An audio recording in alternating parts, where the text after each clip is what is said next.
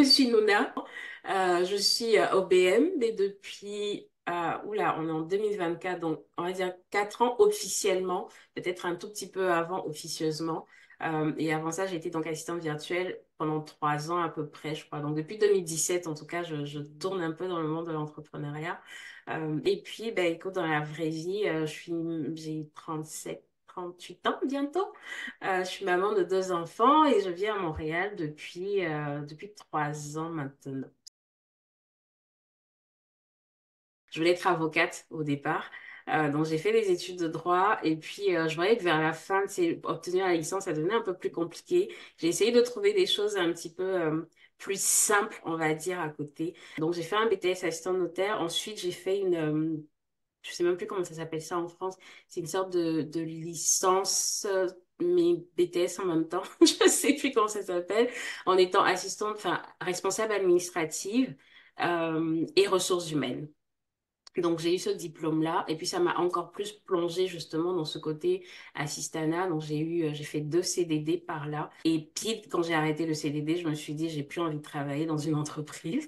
J'ai l'impression qu'ils me prennent toute mon énergie, qu'ils me drainent mon cerveau et que toutes les solutions que je peux apporter, parce que je m'intéressais déjà beaucoup au digital, tu as toujours un responsable qui se l'approprie quelque part. Et puis, toi, tu n'as pas la reconnaissance qui va avec. Donc, j'ai voulu faire une pause en me disant, est-ce que c'est vraiment ce que je veux faire, continuer dans le salariat? Et puis, ça a été l'opportunité de créer mon entreprise aussi à ce moment-là. J'avais une association à côté où je testais du marketing digital avec l'association. Je me suis formée pour apprendre comment marcher tout ce business en ligne. J'ai eu des clients par le bouche à oreille, justement, en étant assistante virtuelle. Et quand j'ai fini le CDD, je me suis dit, bon, écoute, teste d'être pleinement assistante virtuelle, vois ce que ça donne. Et puis après, tu verras bien.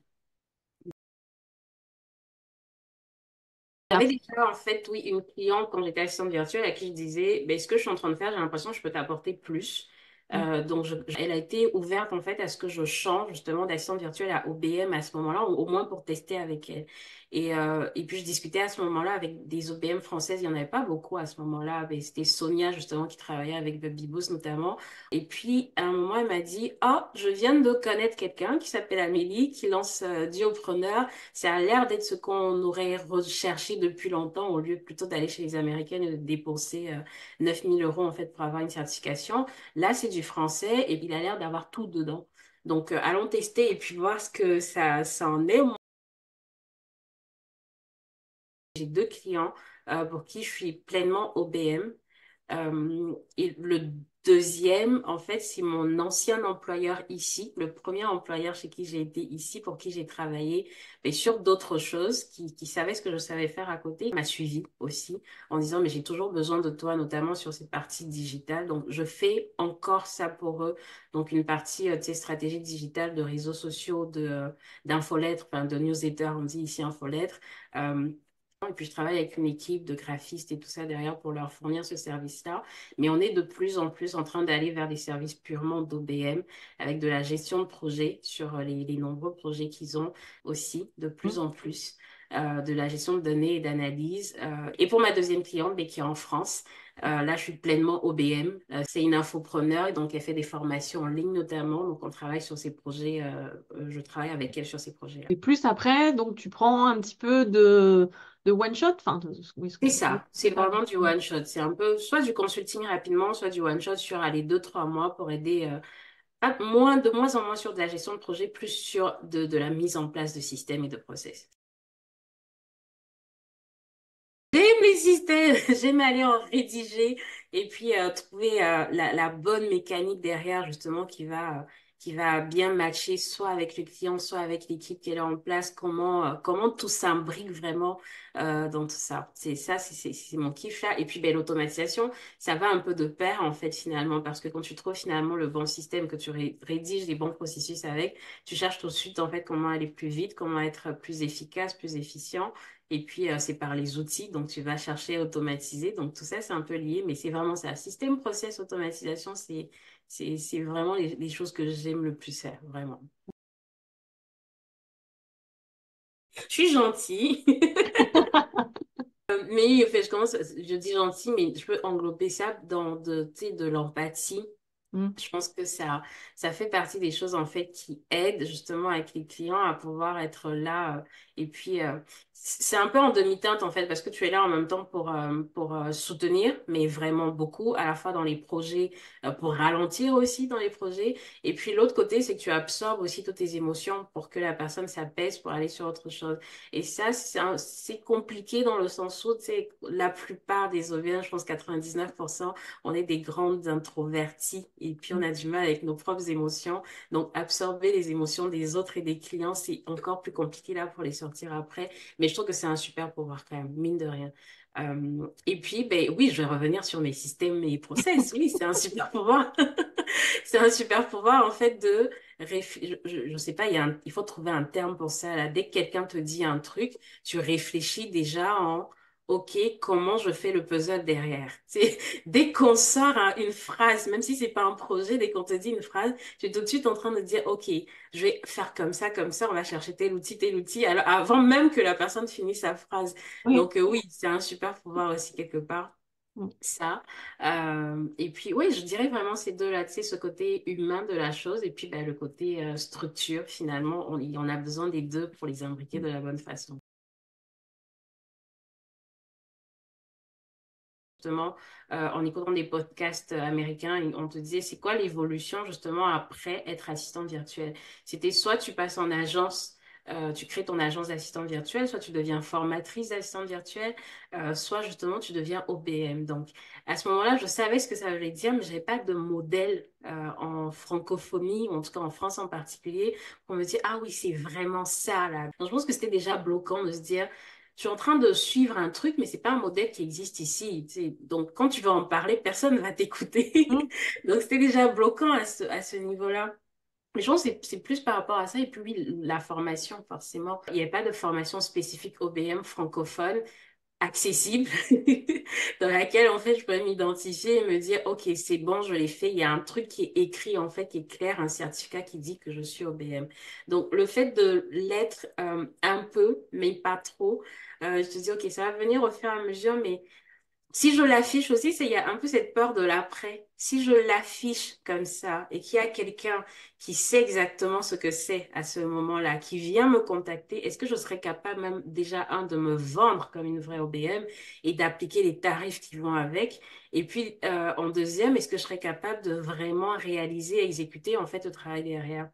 Et la formation d'Amélie, je me suis dit, OK, c'est bon, tu es sur la bonne voie. Donc, vraiment, tu es sur la bonne voie. Et puis, j'étais pas seule. Là, on se retrouvait au tout début, à la première cohorte, on devait, je sais pas, 5 ou 6, à se dire, mais en fait, t'es pas seule. Et il y a des personnes qui le font et qui s'appellent aussi OBM ou qui ont d'autres noms qui sont similaires, mais en tout cas, c'est le même métier. Donc, c'est un vrai métier, il existe. Donc, tu peux l'afficher, donc tu peux t'en prévaloir, donc tu peux justement maintenant, en plus avec la formation, assumer et puis assurer de faire en fait tout ce que ça comporte derrière. Donc, il a fallu toutes ces étapes-là en fait pour que je puisse me dire légitime à exercer ce métier d'OBM. Je pense que le premier truc que j'ai regardé et que je lui avais dit, parce que c'était en plus un truc que je voulais faire sur le moment, c'est sur le sommet virtuel. Je me suis dit, ben ça, là, je crois que ça, je l'ai fini à 100%. J'ai peut-être regardé 2 fois même, tu sais, pour te dire à quel point, parce que c'était ça qui m'intéressait. Et j'aime cette idée d'aller piocher sur ce qui t'intéresse à ce moment. Je pense que la grosse évolution, c'est la communauté. Mais vraiment. Et puis de tout ce que vous arrivez à mettre en place justement par rapport à cette communauté-là. Je pense que c'est ça qui a fait le truc dès le départ. C'est pas juste une formation lambda en fait. C'était de se dire, OK, au moins tu sais que minimum une fois par mois, on va se rencontrer, on va discuter entre nous. Je sais pas combien d'outils j'ai appris justement des autres ou bien des façons de faire où j'ai appris des autres à ce moment-là. Et puis là, de rajouter justement, tu sais, des personnes de l'extérieur des masterclass, des coachings, des choses comme ça. Moi, je peux rentrer et sortir de communautés d'entrepreneurs, tu sais, parce que ça sera quasiment toujours la même chose. Mais la communauté d'entrepreneurs, j'ai l'impression que je peux pas la quitter, vraiment. J'aurais l'impression de perdre en fait une bonne partie de ce qui fait mon métier parce que là, je suis sûre que je peux, même si je le fais pas souvent, je sais que j'ai l'espace pour aller demander conseil sur ce que je ne fais pas bien ou ce que je ne sais pas. C'est pas juste une simple formation, il y a une vraie communauté derrière. J'attends le jour où on va se rencontrer en vrai. Oui, mais toutes celles qui me contactent, quand je les renvoie vers la formation d'Amélie, mais l'une des choses que je mets en avant, c'est un peu comme j'ai dit tout à l'heure, c'est la communauté.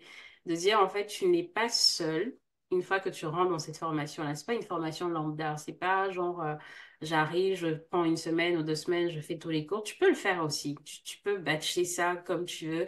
Mais dans tous les cas, même si tu le fais, il y a un moment, tu vas y revenir. Donc, je vais piocher ici, je vais prendre un peu ici de ce qui m'intéresse à ce moment-là, en fonction de ce que tu fais avec ton client en plus actuel. Donc, il y a déjà ça. Et puis, d'autres conseils, en fait, aux gens qui veulent se lancer. Tout court, en tant qu'OBL, je pense que le métier se fait de plus en plus connaître. On peut, beaucoup d'entrepreneurs connaissent aujourd'hui. C'est pas encore saturé. Quand on en arrive là, en fait, généralement, les duopreneurs, c'est parce qu'on se dit que même si on ne connaît pas complètement le métier, on sait qu'il y a beaucoup de similitudes avec ce qu'on a fait avant ou ce qu'on est en train de faire en ce moment en tant que salarié ou en tant qu'entrepreneur si on est déjà lancé. Donc, faut arrêter de se prendre la tête. De ce côté-là, le métier, il est complètement ouvert à tout le monde. Et il n'y a pas de limitation de il faut que tu aies un bac plus 2 en tel truc spécifique avant d'y rentrer, quoi. C'est très ouvert, très flexible. Et puis, la marge de progression est assez rapide, en fait, quand on le veut. Donc, il faut surtout pas hésiter. Et puis, même si on ne va pas plus loin, au moins, on aura appris des compétences qui peuvent servir pour d'autres métiers. Les compétences, en tout cas, ce que tu apprendras là, dans cette formation-là, en étant BM, tu les utiliseras d'une façon ou d'une autre, soit dans ta vie, soit dans un autre métier, mais c'est assez large en fait pour que même tu puisses les utiliser en entreprise comme je l'ai fait finalement. Donc, Mhm. faut surtout pas hésiter à se lancer, juste faut oser, faut agir, faut oser, faut agir. Essayer dans un futur moyen terme, on va dire, de redevenir, de retravailler pour moi, pour mon entreprise en fait aussi. Et donc de mettre des offres en place, j'ai pensé à faire de la formation, j'ai pensé à plein de choses en fait, mais aujourd'hui ce qui me plaît, ben, je reviens sur mes systèmes et process, c'est de rendre ça accessible. Donc des lead magnets, des e-books par rapport à ça, des cours par email, et puis des offres en fait sur ce genre de choses, mais des offres de produits qui seraient vraiment concrets. Donc là, oui, si c'est la suite là, à court, moyen, long terme, on va dire, c'est de redevenir aussi entrepreneur et pas juste prestataire de services. Et puis, ben écoute, à long terme, et puis j'y travaille déjà depuis un petit moment, mais je veux passer encore le niveau supérieur d'OBM. C'est quand je regarde, c'est quoi après OBM? Mm. Il y a d'autres choses où on te dit, bah, DOO, bah, directrice des opérations en gros, et puis rentrer peut-être dans des entreprises justement par rapport à ça, ou rester autonome, et puis mais travailler vraiment beaucoup plus avec des PME de ce côté-là.